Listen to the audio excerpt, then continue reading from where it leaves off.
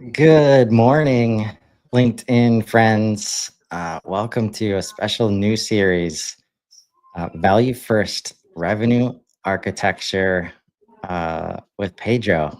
How you doing, man? I'm good. I'm good. Thanks for this opportunity to talk about revenue architecture.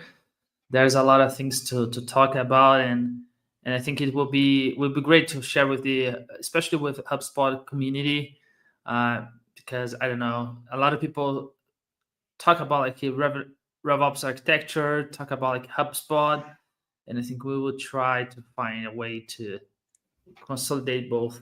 So Yeah, and we've been talking about this conversation for almost a year now, and I've been wanting to find ways to talk about this fairly complex uh, conversation in ways that like is meaningful and people can like consume and understand all the nuances of all of this, and in a time of such rapid change, like how we can try to standardize things but also understand the flexibility required.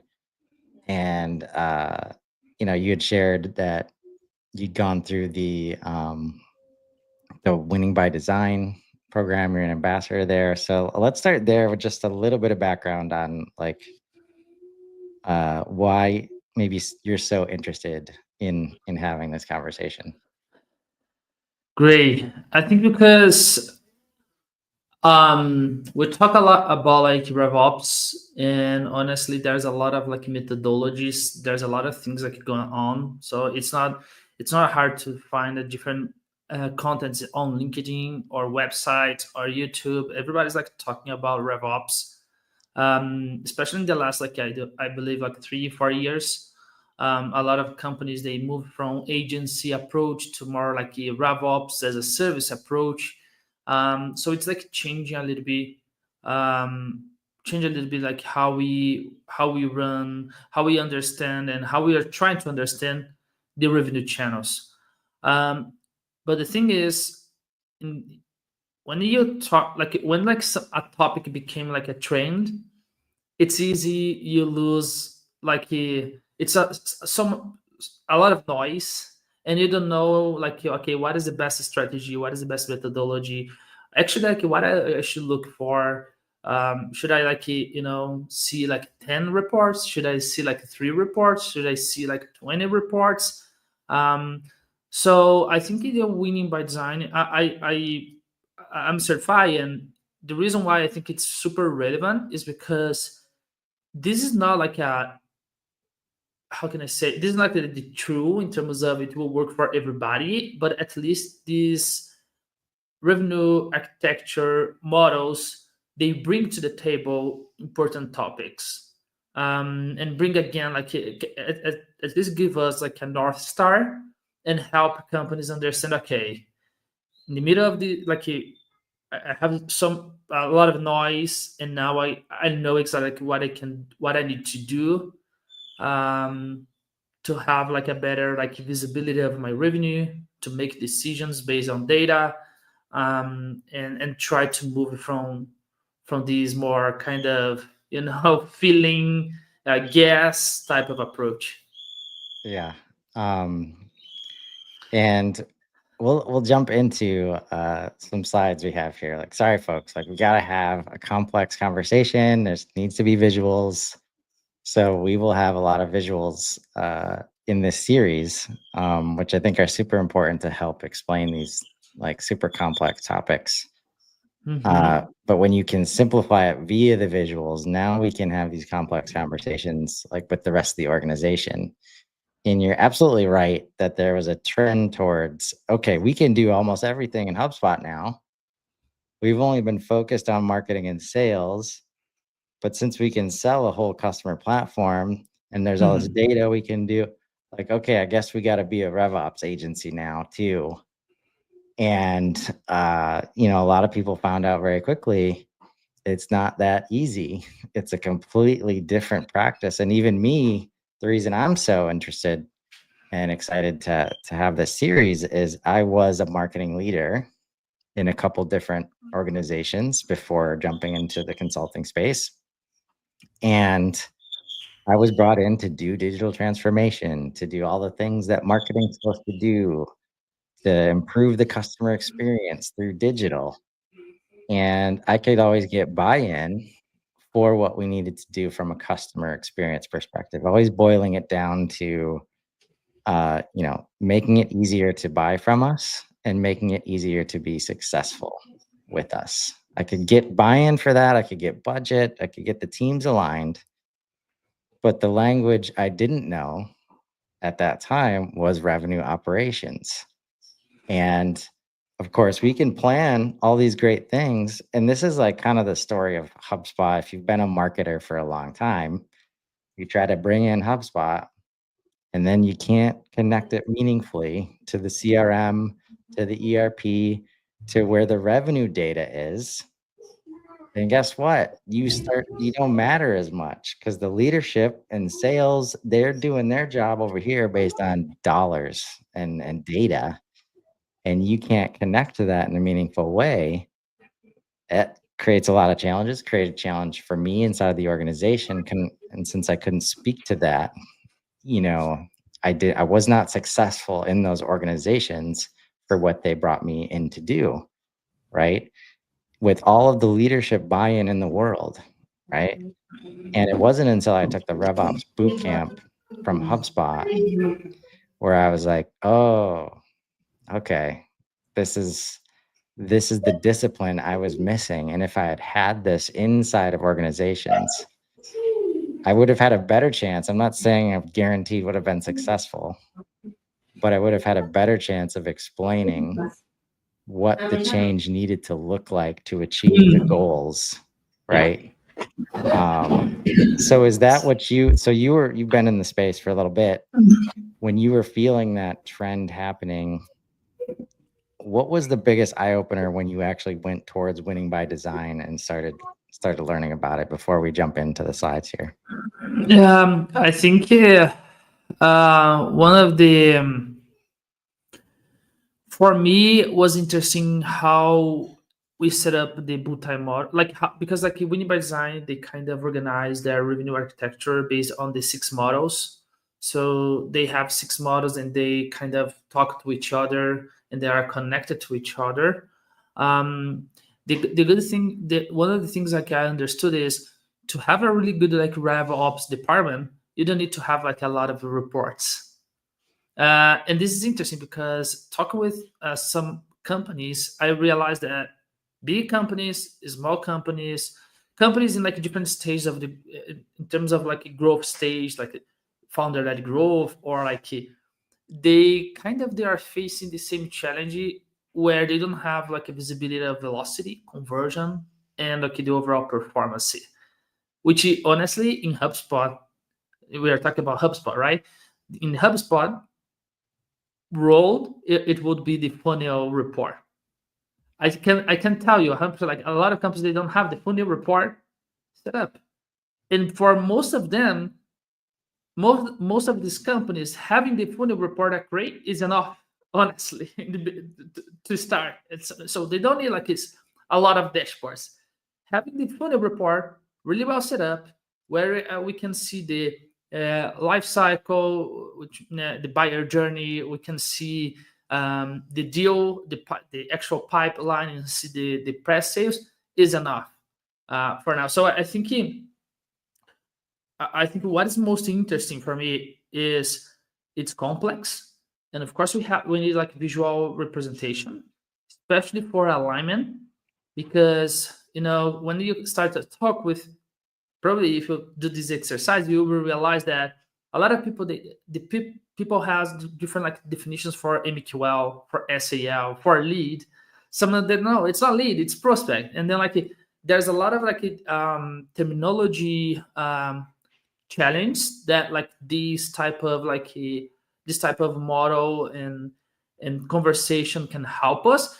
But at the same time, once everybody's aligned, we like it's kind of the common outcome is they understand that it shouldn't be so tricky, at least to have the first insights and understand what's going on inside of the company. Of course, as you grow, as you As you add like complexity, especially in terms of a GTM, and add like new products, add more service, of course like the complexity increase. But most of them, they have one service and they are struggling to understand what is going on with this one service, or what is going on with the like one channel.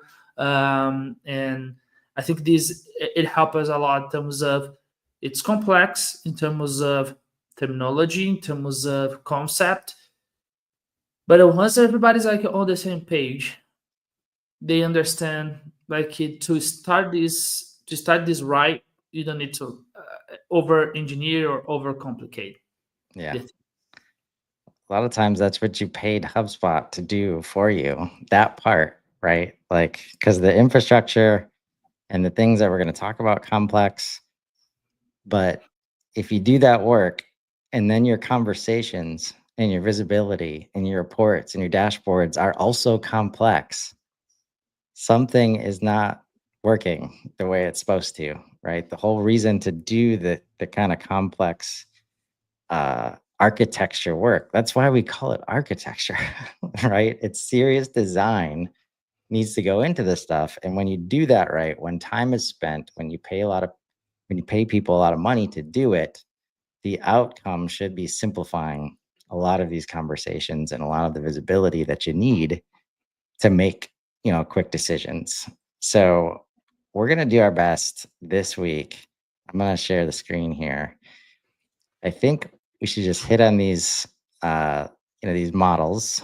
I'm gonna give a quick overview if you can, and Yeah, and then in the next shows we'll go deeper into each one. How does that sound?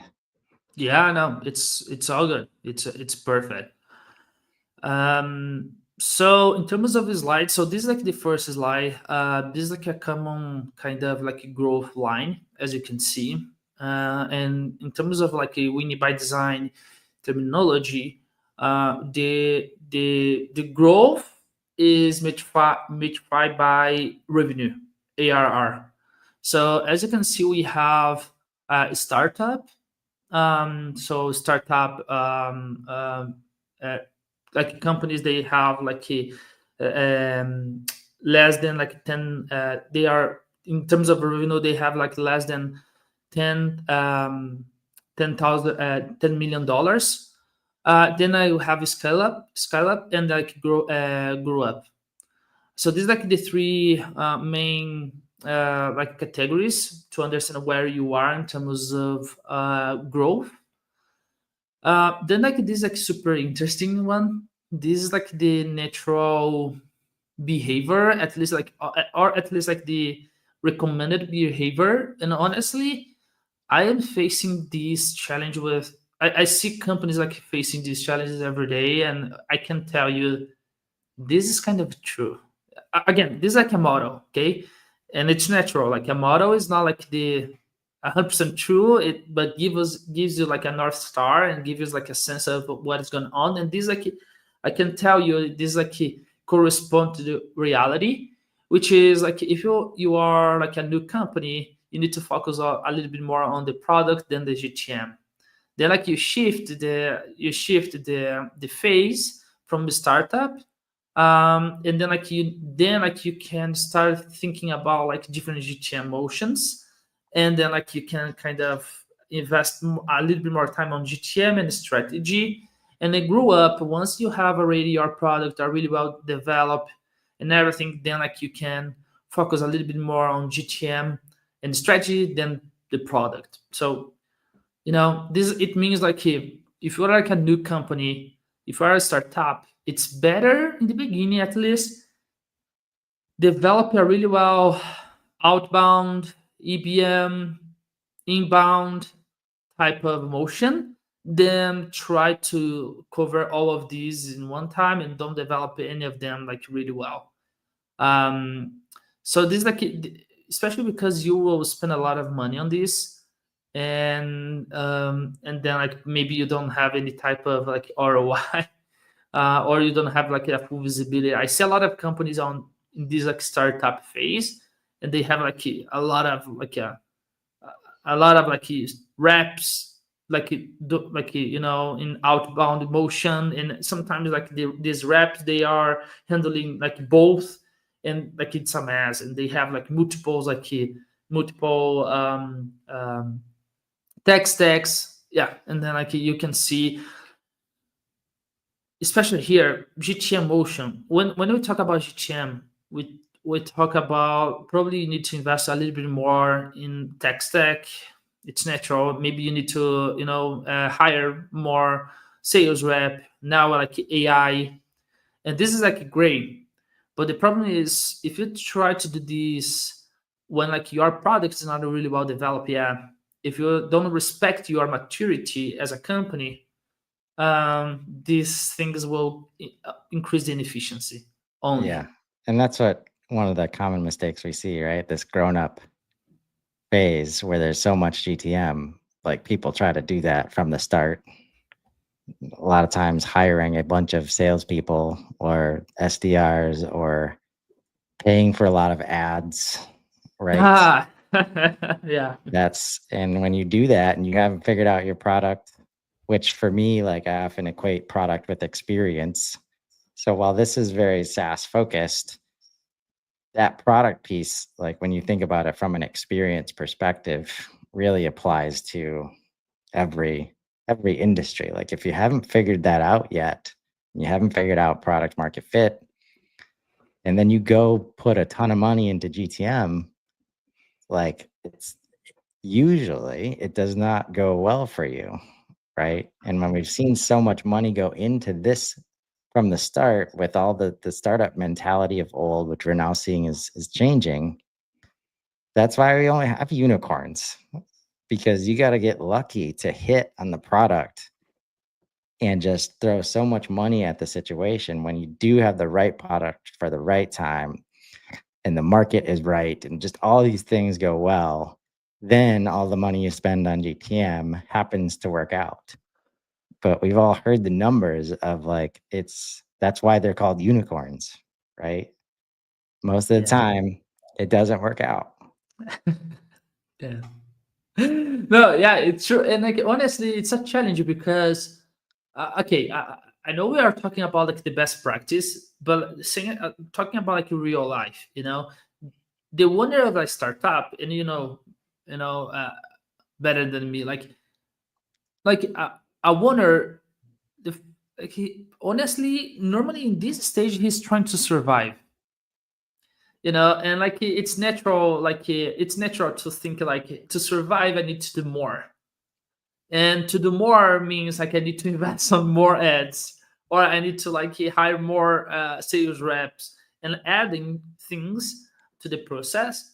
And okay, it's it's tough, but I think yeah, you need to you need to focus on one GTM, and then like develop this really well, scale this, like so have like in terms of HubSpot, honestly a powerful tool. And I like this tool is being like a game changer for us and our clients, is like playbooks. Simple, yeah, simple, but yeah, this it shouldn't be like so complex. And then like so combine like for example enablement tools to this like GTM and consolidate this GTM is powerful in HubSpot. So using like super, using like playbooks. Honestly, I'm surprised with playbooks. This week we implemented a playbook for one of our clients, and there's a couple of things that I don't know if it's like new because HubSpot is like every day like updating something. Yeah. But I see there is a way to create like records via playbook, which Yeah. is crazy cool, and Yeah. I didn't know before. But I this like think was a game changer. yeah, a lot of sometimes like that higher level of playbook is kind of locked away in the enterprise level. Yeah, But even at that level, companies have that tool and it's super underutilized. So yeah, yeah. I look This forward is to digging into this in a couple episodes. Let's get to principle 3 here. yeah. So principle three is so this is like normal like in terms of growth. This like what is like more the common case. So you need to focus on acquisition, um, and at some point it's not more sustainable keep acquisition, right? Like it's hard to sustain a company investing only like in ads all time, no leads all time. So at some point you need to shift from acquisition to retention expansion, and this like where like the revenue like grow, in a kind of vertical way, because then like you don't, your like acquisition in terms of cost by of acquisition like go down, because you already have these clients in your database, and you are nurturing the relationship, nurturing the partnership, and it's easier to retain them, and then like expand the accounts. So this is like the yeah this is the at least for our clients, I try to emphasize this. Acquisition is one part of the initial, and one part of important, but one part of the revenue machine. We have expansion and retention. So to address these, we like Winning by Design, they have these six models: revenue model, data model, and mathematical model. So these models they call like static models, because once you set up these inside of your HubSpot, uh, it's hard to change this. Normally, you're not going to change this. So we will talk further about like each of them, but basically like revenue model is where you are going to define what type of metrics you need to expect. Because like if, for example, ownership, like if you sell like Apple, the conversions, velocity, everything is different than like you sell like, I don't know, Netflix, which is like a no touch type of motion, like PLG, and it's different than like you sell like HubSpot. So each company they have their revenue model, and it's super important to set in the beginning of everything, because otherwise you will kind of, I don't know, compare your conversions with like a different company in a different scenario, and then like kind of it's not a good experience. So revenue model, where you define the actually what you should expect in terms of metrics. Data model, it's where one of the most like super cool experience inside of HubSpot, where you define your life cycle, you define your pipeline, you define your press sales, and kind of combine them together to give you like a consistent data. And this consistent data we call like a mathematical model. So basically, where you can see the metrics from the multi-model.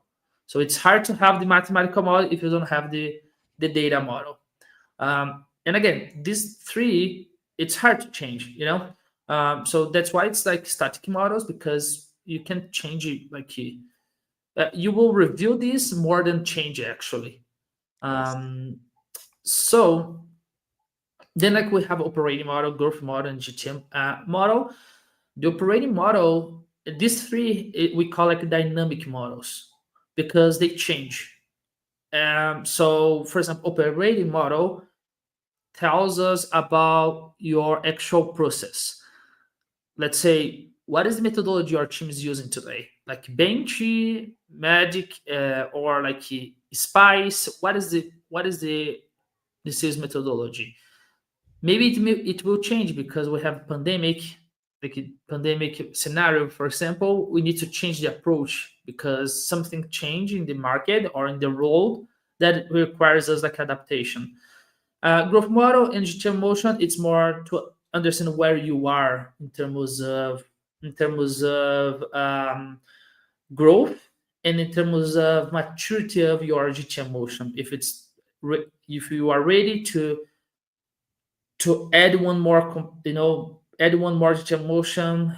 You have like, for example, inbound, and then add outbound, and then like the digital motion is interesting because we have, at least in like Winning by Design terminology, we have no touch, low touch, medium touch, high touch, dedicated touch. So each of them requires some type of like a specific approach, and I think I'm missing one more, but yeah, this is like basically what we will explore. These like they are these are the six models that combined can give you like a really good visibility um, inside of HubSpot of your like key Yeah. revenue performance. Yeah. And I think what jumps out to me is really up to now, I have equated revenue by design with the bow tie model, right? That's the thing that I've seen everywhere. It's one of 6 models here, Yes. right? And how often this is where it's like, I'm sorry, folks, it's complex. We are dealing with complex human behavior, interacting with complex systems in a way that we're trying to give personalized experiences, right? And when you just try and simplify and let's say, oh, we're just going to apply the bow tie like data model and not worry about the rest, right? I love the footnotes around here. Because like at the bottom, we see grounded in scientific principles, first principles, models and data, and systems and processes. Most of the time, we're not even thinking about that stuff as we start setting up HubSpot, right? For revenue model, a change to this will have a major impact and takes years to absorb. And when we're thinking about revenue model and revenue channels, this is the kind of thing I've saw in manufacturing, which is really hard to get folks to understand because they're so they have such a keen eye to see what the competitors are doing, right? And we've been selling this piece of equipment or even software in this case. And it's like, oh, our competitors are starting to offer service contracts or do consulting too. Let's just add that on. And it's a completely different revenue model, right? Ah, it is. Yeah. And when you just try to add that into your existing model, it doesn't work, right? And you force your teams, sales in this instance, they will focus on the thing that they can easily do to hit their KPIs, which in this case is sell more software, sell more equipment. And sure, if they sell some consulting with it, great. But as soon as you try to put revenue goals on those extra revenue channels, you will be disappointed when you haven't like thought this through, right? And that's the difference between like where we are now and where we might have been in the past, where you could just go to the next trade show, go to the next event, tell people that you had the new thing, and now they're going to buy it, right? Now, when you have to show up where people like to start, Model 6, right? The GTM model, where we're just going to start putting out ads. We're just going to start letting people know that we're doing this new thing, and then we'll figure it out. Well, when you haven't done the rest of the models, you spend a ton of money and you somehow justify like the fact that you're only getting 0.1% like conversion rates. Somehow that has been okay. Now we're seeing it's not okay. People are starting to invest differently, and you cannot get away with that. These payback periods of 4 years, 5 years are no longer viable. We still see it happening because the whole infrastructure has been built out. Like that's how you start a business. That's how you do startup, right? But we're seeing more and more emphasis on the need for these models. And just to wrap up the rest of the notes here, like static models, 1, 2, 3, these models remain consistent and should not change over time. When we talk about the data model, like, oh, this is oversimplification, but how it happens in HubSpot is we've been using companies, contacts, and deals to manage our business. Oh, we have tickets. We can just add in like help desk. No, like that is a major change to the system and it takes time. That's why one of the most powerful things consultants can do is get the data model right.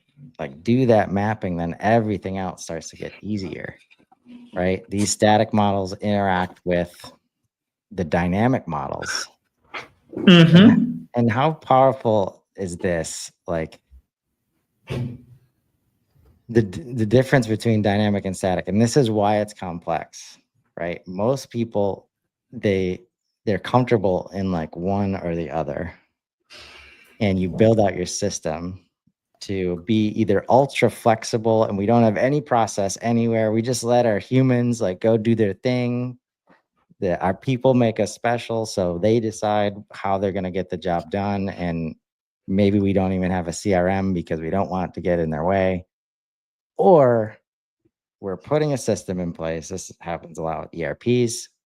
You must follow this. It doesn't matter if it wrecks the customer experience or everybody hates the system. We got to use it. This is how you do the process. Nothing changes. It doesn't matter if this $1 million opportunity shows up. No, we can't do it because we are so focused. Oh man, I'm so excited to I know. to dig into this. No, and honestly, I would tell you like a experience I had.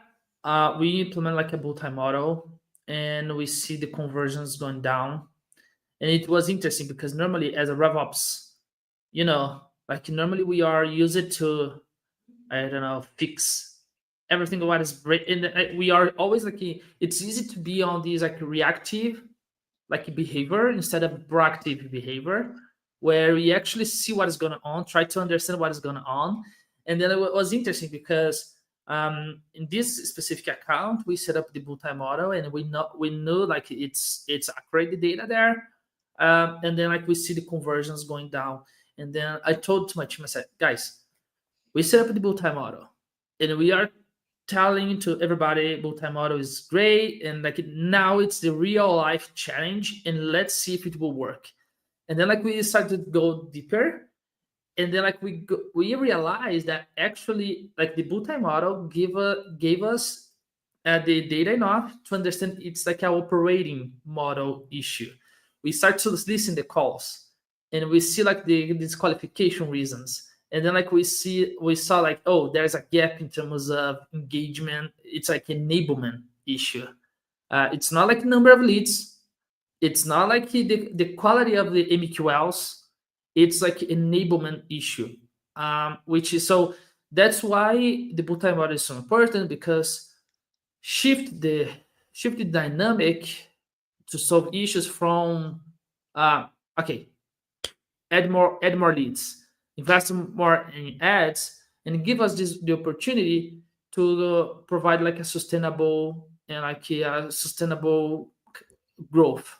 Yeah, Because actually sometimes like the answer for the issues, the problems is not like invest more. right. Most of the times, it's Most not. of the time. Yeah, Right? it's It's invest intelligently, right? And that's why AI is going to be so powerful. When you give it the context it needs, its intelligence can actually help you do these things. That's why we're here talking about this, because what we're seeing is a lot of people are becoming aware of bad data, but there's still not a ton of standardized best practice approaches to getting out of these conversations that are like this whole like acceptance of 50% of the budget is working, but we don't know which 50%, right? It doesn't have to be that way, yeah. right? But it takes work to get to that space. I love that example because so often we haven't done the work to do the data model. And then we get into those conversations, and it's natural as leaders, you just want to address the issue, but you don't have the visibility and understanding that you need. But you do know that if you do more ads, if you do more trade shows and events, you will be exposed to more people. There is likely to be more conversion as you get exposed to more people. But the rate of return goes down dramatically when there's problems with the rest of the system, right? And the classic example I always went to is Google Ads. So easy to turn that faucet on and just leave it on. And the amount of budget that has been wasted over the past 20 years, there's a reason Google has been very successful because they made it very easy to spend money on this stuff. But when you pay for a Google ad and then they get linked, somebody clicks on that ad, which is why you pay for it, when you pay for it, and they get to a page that they can't even fill out a form, right? You haven't thought about that part because you're just so focused on the clicks. And once they get to the website, they'll figure it out. No, they won't. They will bounce, and now you've paid for that ad and with very little chance of return on that ad. And that's why this all starts to fit together. And if you don't have these models in place, you'll never realize that that is the reason. And that's what you described, like, could be the landing page at that point, could be the first call that they have with somebody, could be the fact that the quote takes 3 weeks, to get back to them. All these things start to happen. Obviously, once you get down to 3-week quoting, it's more and more complex of a solve to be able to build a system that goes from 3 weeks into like days or minutes or hours. And so all of this is in support of this massive market shift to where in 2022, a study from Jay Baer, speed speed of response times started to match cost and price as equally important to the buyer, right? And I want to end on this note because this is why this series is important. This is the architecture, like, idea. When it was just cost, you could be anybody in the organization, sales, leadership. This is how a lot of companies grew. If you find out what the buyer's need is from a cost perspective, you can change it during the conversation, right? Every human could just say, even to the point of free, right? I'll let you have this one because I know we'll make it up in these other ways. And now I can do the work to fit that into whatever system we're using to operate. I can tell the engineering team, oh, all right, we're going to make a new one. We'll submit it through the ERP later, but we just need, this is a super important opportunity. As human beings in these conversations, we can make that distinction because this is the architecture, like, supporting that, right? When people are moving into digital spaces and asynchronously asking for support, there is no human that can just say, okay, we're going to start responding in 5 minutes now. Like, unless you hire a ton of people, which a lot of people did, right? And you sit there waiting for the form fills, waiting for the chats to come in.